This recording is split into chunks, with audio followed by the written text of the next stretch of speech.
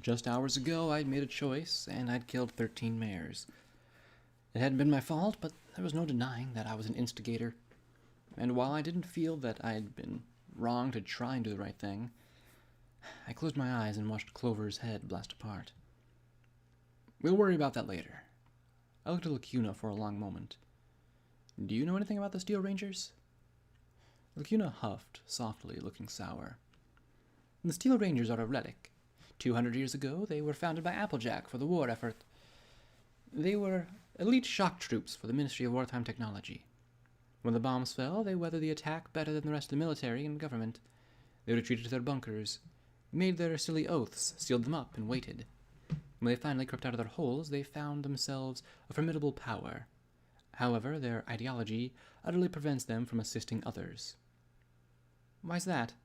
Glory asked in concern. I could understand why. Swap a few words, and you'd be talking about the Enclave. The alicorn fluffed her wings in irritation. They have the capacity to be protectors, but their ideology is that it is to be stewards of Equestria's technology. Their oath is to protect technology, not ponies who would benefit from it. Over the last 2 centuries, that ideology has defined them. Most couldn't care less about the scum living here if it meant hoarding more weapons and technology from the past. As I said, they are a relic, outdated ideals, and misguided motivations. If they had known about EC 1101, they would have gutted your stable and possessed it, and then locked it up somewhere rather than use it. Great! Another group looking for my pip-buck. I suppose the only reason those 2 didn't pounce on mine was because it didn't look like anything like a traditional pip-buck. I was surprised at her bitter tone, though. Sounds like you have a problem with them? Lacuna blinked, then shrugged. They're not capable of fixing anything. The goddess wishes to protect pony life, transforming it into a form able to withstand the threats of the wasteland. Steel Rangers simply pillage and hoard. They also recognize that alicorns are the future of the pony race, and so persecute us with extreme prejudice. Most of our losses have been to their weaponry. She looked thoughtfully in the direction the 2 had gone. I was quite surprised that they believed you, but I suppose your excuse was explanation enough for why one of my kind would be alone with a group of ponies. Well, that was going to be a problem, and the fact that these flashers were not going to mix well with P-21. I closed my eyes as the rain streamed in ribbons around me. I felt something crumbling inside me as I leaned back against the cracked wall. It was like I was a bag that was slowly deflating. The wasteland had beaten me once in '99, almost again on Star Point, and now I felt it creeping through me. Insidious thoughts, horrible thoughts. It was like there was a battle going on inside me and I was losing, because I didn't want my friends hurt anymore. What are you thinking, Blackjack? Gloria asked as she knelt beside me, shielding me with her wing. I opened my mouth and closed it again. It was like a band slowly constricting my brain. I had to say it, but it was like the words were in some strange language. I rasped and then choked. I couldn't say it. I had to, but I couldn't. She doesn't want us to go with her, P-21 said quietly. I kept my eyes squeezed shut and nodded. There was only the sound of pouring rain. But why? She asked in a hurt tone. I'd rather get shot in the face again than hear that note in her voice. I don't want to lose you. I don't want you hurt. None of you. The words were like poison dripping out of my mouth. I don't want P-21 to have to fight mares like the Overmare. I don't want Lacuna killed for being what she is. I need to keep doing this, but you don't. You can leave. Go back to chapel. Go have a life that's not following me around getting shot up. I kept seeing Clover exploding before my eyes, seeing Glory's wing peel away, seeing P-21 raped by the Overmare, me ramming vigilance into Lacuna's mouth. Images coming again and again. I imagined a small Pegasus with a sweeping mane holding me like Mom. You don't have to come with me. You don't owe me anything. I'm scared, all right? I'm scared to death that I'm going to get you all killed because I screw up. I saw Clover exploding as if in sats, the fear in her eyes frozen between the instant she was alive and the instant she was dead. It was as fast as that. One mistake, one moment of random chance. I had no idea who she was, just a name and a face and a death because I couldn't keep a cool head. Nobody spoke for the longest time. Then Glory asked faintly, "Do you think I have a life in chapel?" I turned to look at her, to ask how she could say that. Her moist eyes stared into mine. "My life is with you. Not in chapel, not even in Thunderhead. With you." P21 just rubbed his hind leg, looking down at the knee. I still remembered the sound of Daisy's baton striking him. "I can't make it here without you, Blackjack. I thought I could. Once. I thought that once I was out, I'd leave and find something better. And maybe there might be something, someday. But right now, you're the only thing that's keeping me together. Maybe someday Chapel will do that for me. Maybe." But he trailed off and sighed. "Sorry, I'm not smart when it comes to this stuff." "Stable ponies gotta stick together," Scotch Tape said, swinging her limb experimentally. "Chapel was nice, and Vertigo was funny. She just loved my pit buck. But I want to be with you, Blackjack. You're the closest thing to family I got." Oh, that made me cringe inside. But P21 didn't say a word. He just kept rubbing his aching leg. "Damn it! Being with me is going to get you killed." I snapped at the four of them. There was no answer right away.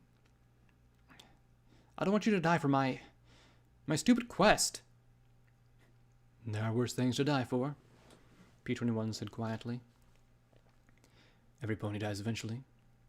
We could die in 5 minutes or 50 years, with you or on our own. You can't protect us by sending us away. Chapel isn't safer than anywhere else in the hoof, really. Even 99 wasn't safe." Scotch sniffed and bowed her head.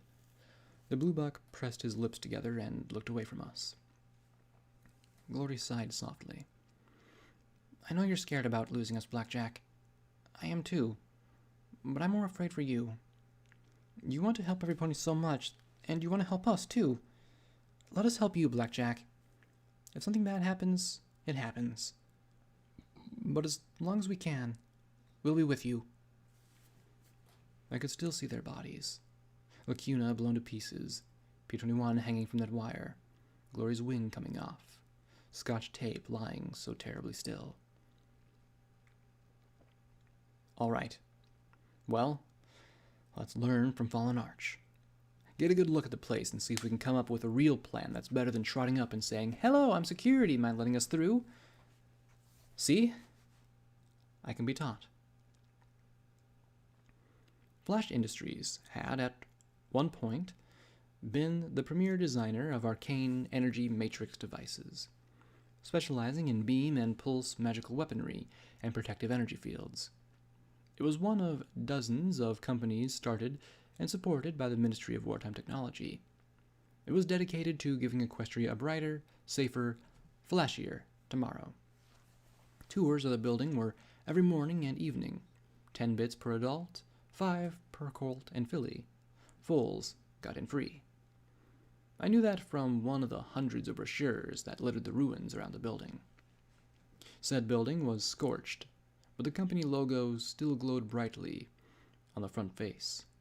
Flash, in white with rainbow lines underlining the name.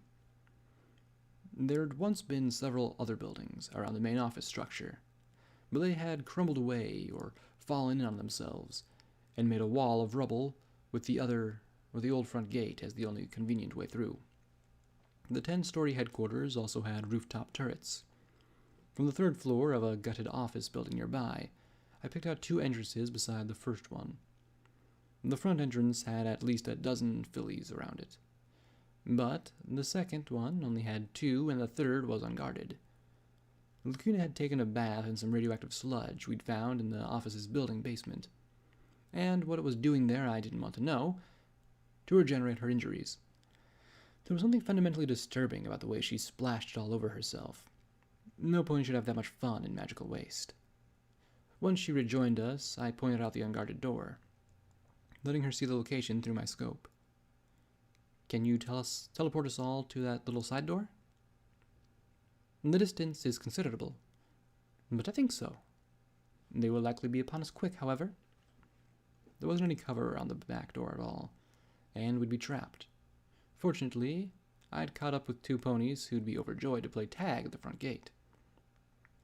We went back down to the first floor, and Lacuna trot off to soak up more radiation, while I explained the plan to Fruit Salad and Radishes. That's not much of a plan, but if you're sure she can get you inside, well, we'll be happy to keep them nice and riled up out front. How are you 5 planning on getting out? Let me worry about that. Because, oh, how I was worrying about that. Just keep them busy at the gate for as long as you can. The pair nodded, and then Fruit Salad stepped closer. Your friend. She really is an alicorn, isn't she? She asked in a low voice. I pressed my lips together for a moment. She's my friend. That's all I needed to and would say on the subject. Fruit Salad shook her head. Only in Hoofington. Good luck. Hope you get turned up out of there. Radishes wants our brother back bad. Oh, saving her brother. Knowing how my days was going, I'd be lucky if I didn't shoot him myself. Way to keep the thinking positive, Blackjack.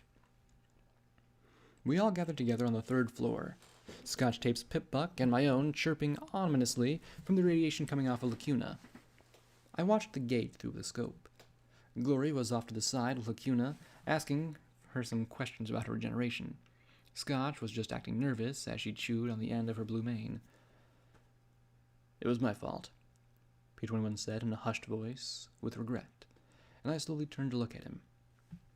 In Fallen Arch. I saw the collars were synchronized, and I froze. I once read a method for breaking the synchronization, but just then, with all of them staring at me, I just couldn't think of it. He looked at me with his severe blue eyes. They were so desperate to be free, just like me. I tried to save one, just one. She was even younger than Scotch Tape, and she moved. I jerked the collar, and he sighed as he looked at his regenerated hooves. I just looked at him. He was blaming himself for Fallen Arch. Of course he was. Because he was just like me. Smarter, way too serious, but just like me. It wasn't, I replied. Collar put a collar on himself. Then he yanked it before I could stop him. I offered him every cap on me. Spite was more important than survival. Only in Hoofington, I supposed. P21 didn't say anything, but he gave my hip a little nudge against his. I smiled a little. Then I learned how Steel Rangers played tag. Brown Betty let out a surprisingly soft crump noise before the howitzer blew out a chunk of asphalt and sent the flashers running for cover. Fruit Salad's missiles blasted at the cover, and that machine gun grenade launcher, seriously, how was any pony supposed to survive that thing? Opened up with a line of explosive death. It didn't take long for the Flash Fillies to start returning fire with their beam weapons. They were starting to yell for reinforcements. That was our cue.